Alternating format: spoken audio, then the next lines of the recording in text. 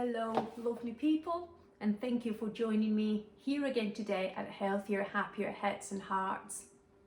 I always like to start mentioning that the letter H is a little step, and when you put a H on top of another one, you form a ladder. Each one of us is one of those steps, and when we support each other, help each other, and look after each other, we also form a very strong, tall ladder that take us to the top of the world. We're really here advocating for better mental health, and we understand that the mind, the soul, and the body are closely linked together and formed a unit. And if we neglect one of those three aspects, it impacts negatively on the other two. We also maintain an attitude of love, respect, and acceptance always. And we understand that we're all part of this beautiful universe, and that anything that happens to one of us impacts on the others. So we always look after each other and look after our world. You may remember that my name is Risa Santh, and I am a consultant child and adolescent psychiatrist. During my last video, I just gave a general overview of all mental health disorders, and I mentioned that today I would start talking about those disorders that start in childhood.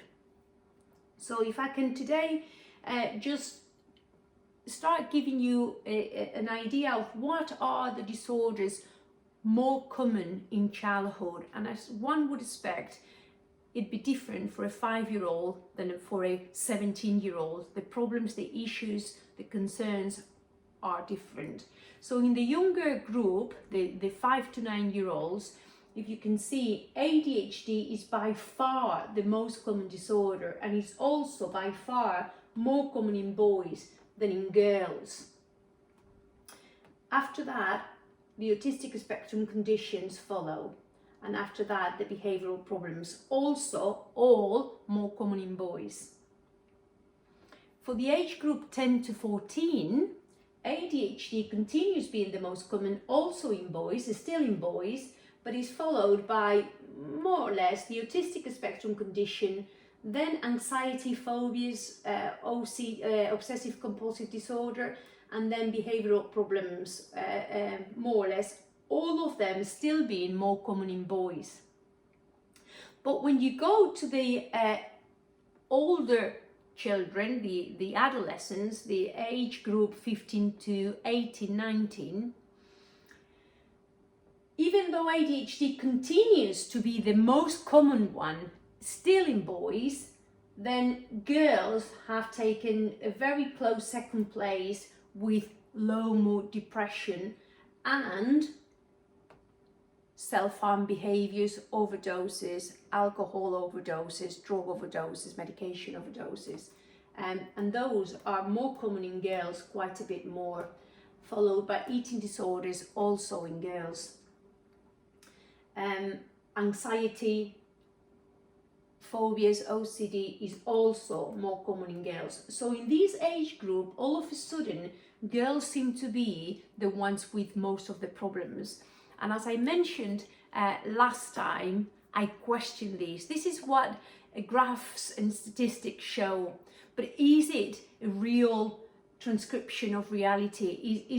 Does it really reflect the real world, or does it only reflect the fact that girls, females, are more likely to ask for help and go to services, and therefore they come into the statistics, whereas for young lads, after the age of 10, 11, 12, after that age, in adolescence, then stigma takes place and rules.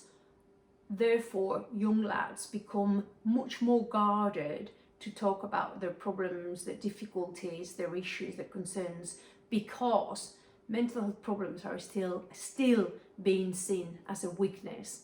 And at that age, more than ever, lads cannot be seen as weak, can they? If it was a weakness, a weakness, but of course it isn't. It is a real problem. They are really mental health problems. So why did I want to start today talking about ADHD mainly? Clearly, because it is by far the most common disorder seen in childhood and adolescence.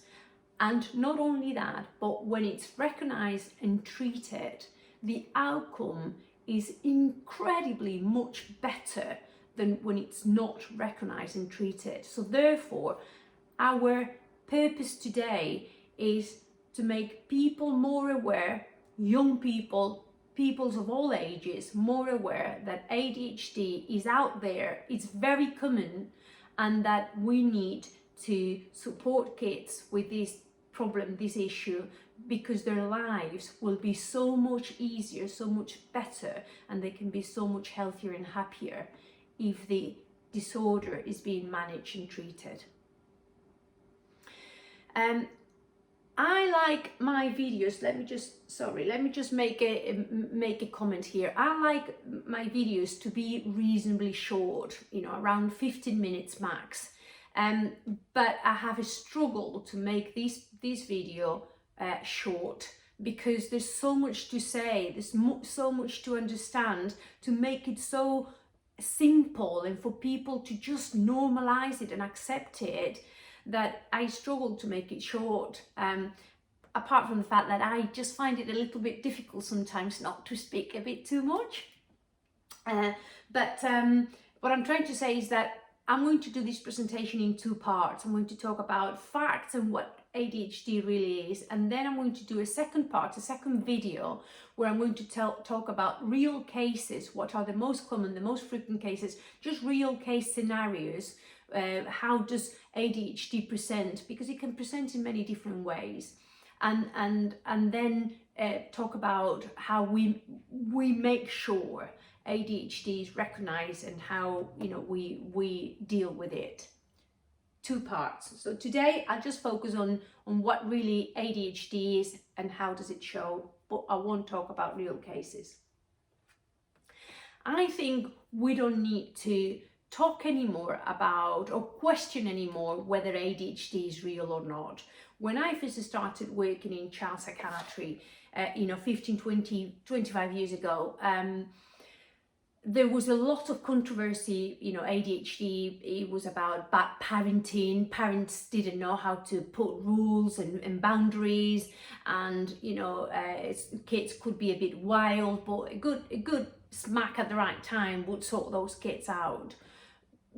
I don't think there's any need to say at this moment in time in 2020 that ADHD is a real disorder, and there is loads of evidence, about scientific evidence about its existence. And I'm not going to go in detail, through all this slide, but you can always come back to it and read it more slowly. But ADHD has a very, very strong neurobiological basis, and there is changes in the brain anatomy, in the structure, in the shape of the brain, in kids that have ADHD and don't have ADHD, clear anatomical changes. There is genetic differences, there's changes in the chromosomes that express the disorder, and more we're finding more little bits of evidence and links with other mental health disorders, with schizophrenia, with autistic spectrum disorder.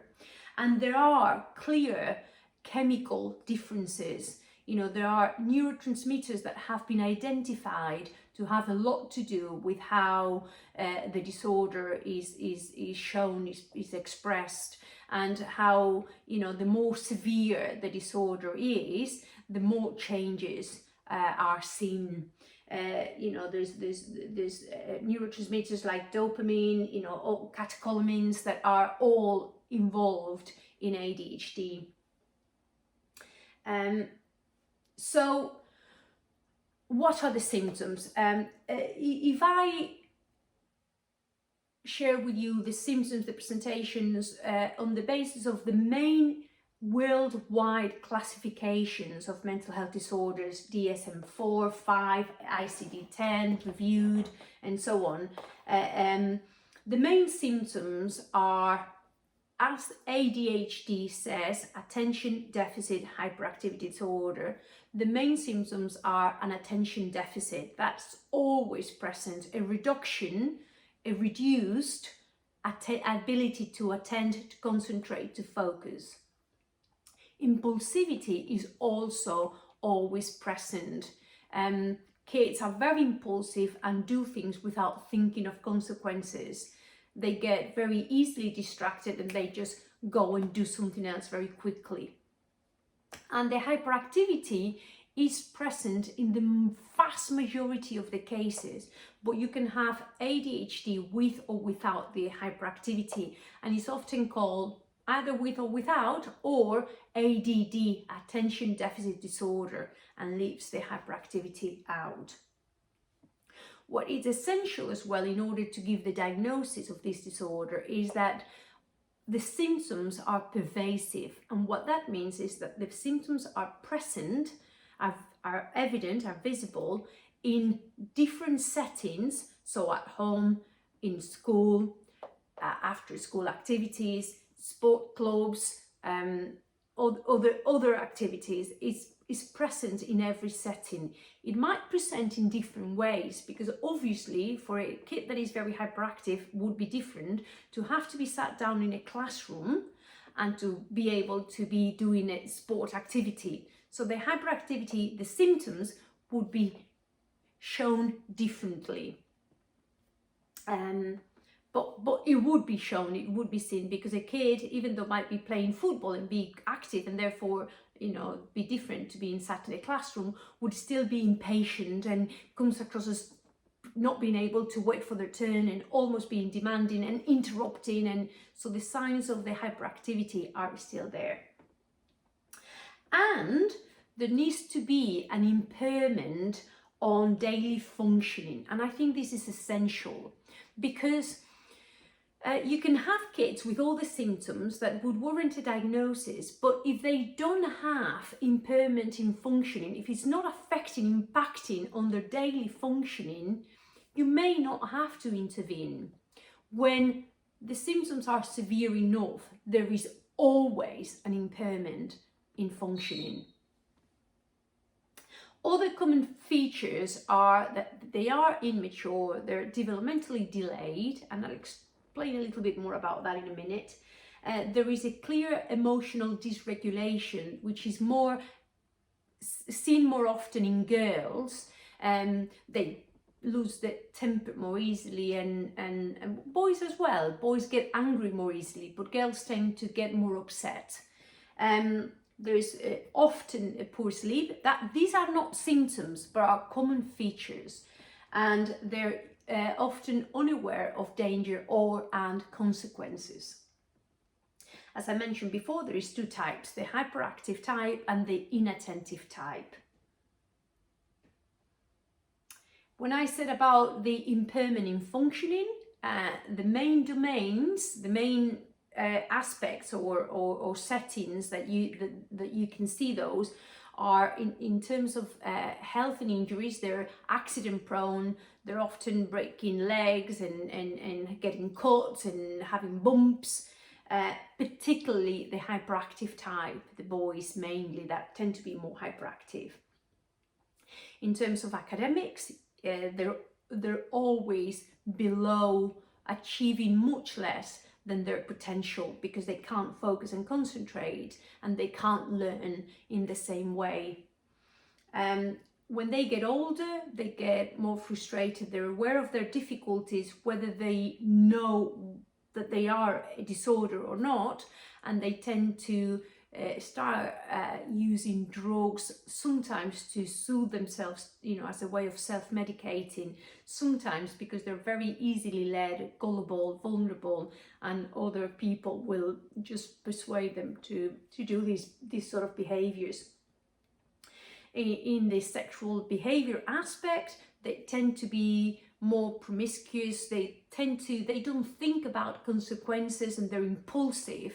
So that tends to be an issue, and there is more pregnancies in girls with ADHD than with no ADHD, and the dads, the young dads, age 14, 15, 16, 17, tend to have the symptoms and diagnosis of ADHD.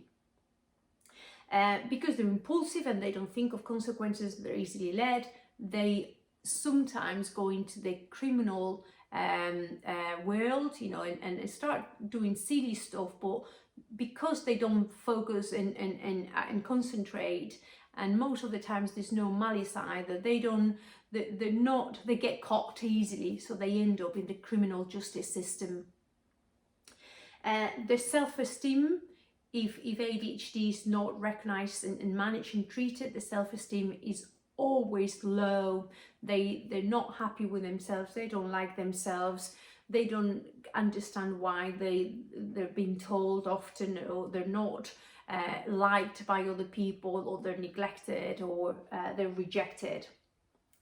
And the interactions with their peers is also affected negatively, because again, if they're impulsive and hyperactive, sometimes they're seen as being a bit of a pain. And with the girls, you know, sometimes they're also kept out of the groups, you know, the peer groups, because they you know, are in their own world, and they miss out in activities and joining the peer groups. So this is a graph comparing the ADHD kids and the non-ADHD kids, and the yellow ones are the non-ADHD kids. And as you can see, the ADHD kids, the purple ones, will fall behind academically. In some countries, they'll repeat a grade, they'll go a year below. In high school, they achieve much less. Or drop out, kids with ADHD. The teen pregnancies that I was saying, you know, much higher compared to the if you look at the yellow little graph there, much higher in the ADHD group. Sexually transmitted diseases, much higher. They don't think of consequences and they're impulsive, so they have sexual relationships without thinking about it.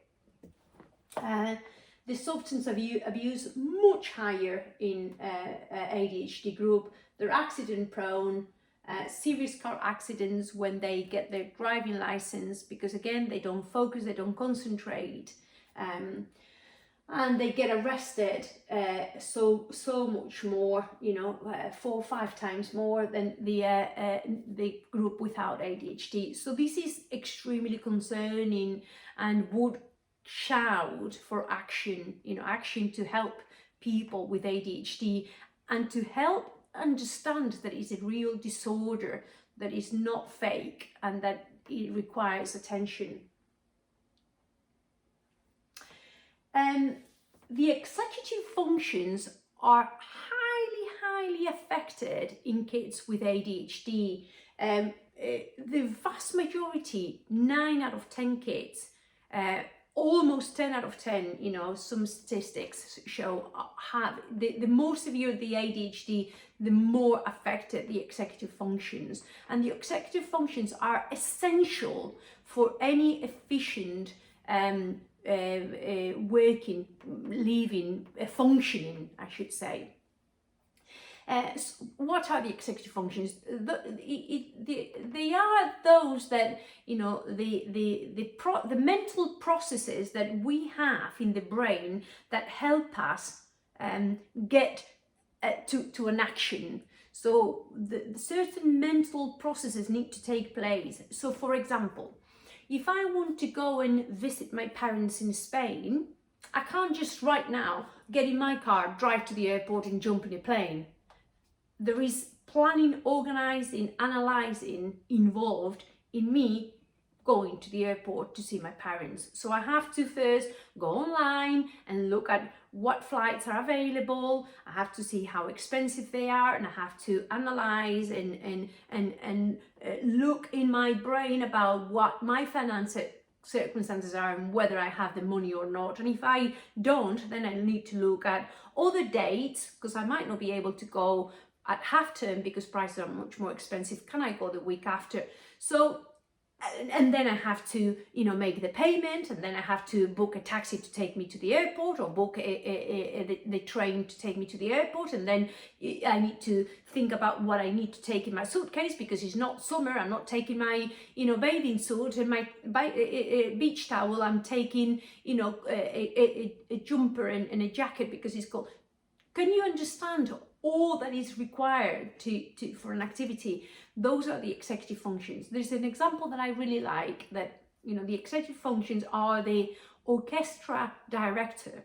So when you listen to a beautiful piece of music that is being played by an orchestra, each of the musicians is playing a different instrument, but if the director wasn't there directing the musicians and telling them when to come in, how to come in, how loud, how strongly, how, you know, then each musician would play their bit of music and it wouldn't sound half as good as it does. So therefore, you need to have an orchestra director.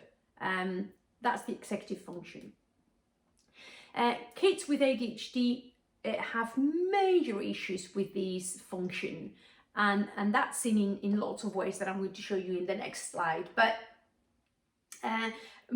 when they have deficits in these, the kids are often seen as being lazy, as just being lazy, not motivated, not caring, and that's not the case. They appear to be, because the executive functions are not doing their role. Something I always used to hear, particularly from parents, from teachers, from professionals sometimes, was, well, how come a kid has ADHD but they can spend 4 hours on video games and not half an hour doing the homework? That's because they're lazy. That's because they don't want to. That's an attitude issue and not an ADHD. There might be some attitude component. I'm not saying there isn't, but playing video games is very easy to do. You sit there, you have a remote and blah, blah, blah, blah, blah. You just do it. Whether you get it right, whether you score more or less, it isn't an issue. You continue to play for 4 hours regardless of what you score. You don't have to really concentrate very hard when you're doing it. Your concentration may fluctuate, but you can still continue to play. When you're in school, or when you're doing homework, or when you're trying to solve a maths problem, the mental effort you need to put in it is much greater, much bigger than when you're playing on the PlayStation. And is that mental effort, the problem for kids with ADHD? They can't concentrate and focus and keep concentration and focus for long enough. So they get easily distracted, and the equation that they're trying to solve in maths, you know, they lose track of it, they lose concentration, and they can't solve it. So that's why they get frustrated and leave the homework, because they can't keep the mental effort. I mentioned it before, but again, 30%, most of the kids with ADHD have a developmental delay in terms of maturity. The brain matures slower, 30% slower. So they appear to be more childish, more immature, and that's why in adolescence, the boys and the girls are sometimes rejected and they're not included in peer groups, because they come, at that age where you want to appear like you're all grown up and mature and, and responsible and all good. And having someone in your peer group who's a bit of a nuisance because he's more immature is not always well received. So those kids are rejected. Okay. Yes, so there's loads, again, I don't want to spend too much time because, gosh, it's 24 minutes already. In this slide, you can go back on it later, but I'll just say that kids with ADHD have an attention deficit, so they can't concentrate and keep concentration. So any activity that requires organization, planning, analyzing, they're going to struggle big time. The kids are very impulsive and get very easily distracted. So any distraction that comes, they don't have the ability to analyze that information and say, no, I'm doing my homework, I can't really get open, I need to finish what I'm doing. They'll be impulsive, and any distraction, they'll respond to it very quickly, and won't think of consequences, because they don't have that ability to analyze the information and make the right decision. As I mentioned before, they struggle controlling their emotions and have this emotional dysregulation. They don't have that ability to, evaluate and analyze things in their minds, so they will make decisions that are impulsive, and the consequences are not always the best ones.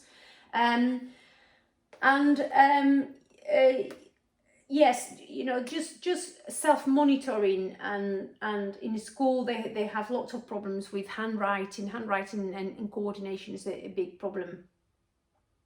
If that wasn't bad enough, the problem is compound, is added, because ADHD rarely comes alone.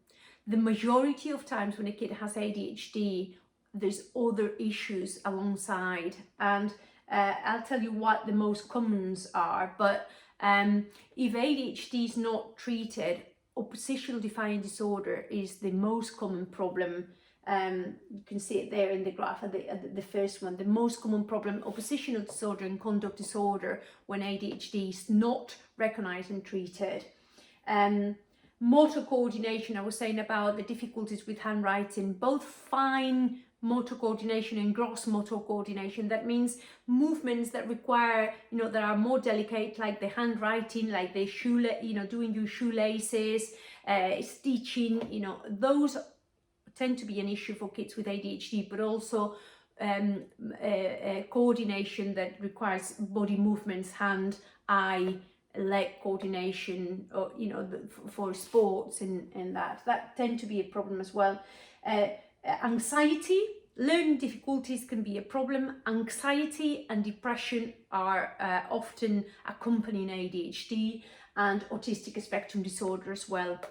Tics are not that uncommon. So just to finish, what's the outcome if we recognize and manage and treat ADHD? The kids have much better self-esteem and much better confidence. The kids achieve the full potential in school, socially, in life. We don't treat ADHD just so kids have better grades in school. That's very important, because that makes them feel better about themselves. But it's also so they're not rejected in the peer groups, they're accepted. It's also so they're not being told off by parents, by teachers every day about, you're not listening, you're not doing the right thing. So their self-esteem is not affected negatively. When a kid grows up with poor self-esteem, believing they're not good enough, they're not really loved, they're not really wanted, they're being rejected, the way that impacts in their life for the rest of their life is really really big impact and really negative impact. When we treat ADHD in young people, they will have better opportunities in life in terms of getting better jobs, and the relationships will be more stable. They won't be as impulsive, they won't end up doing the things that we were talking before in terms of promiscuity, criminality, use of drugs and alcohol and all those. So yes, so when we treat ADHD, there's a reduced risk of using non-prescribed drugs, unsafe behaviors, and developing other disorders. The outcome of non-treated is the opposite to what I've just said. And I'll just finish, the frequent presentations will be next video, okay? But I'll just finish saying that for ADHD, treatment is the most efficient treatment there is in mental health. It is mainly medication. There is initially a lot about education, understanding, which is a little bit what we've been doing today. So the kids, the teachers, the family, everybody, the friends understand, what that kid, what the difficulties are. And then medication is really, really efficient, works really, really well and makes a massive difference. It is the medication that works best in any mental health disorder, in any behavioral disorder.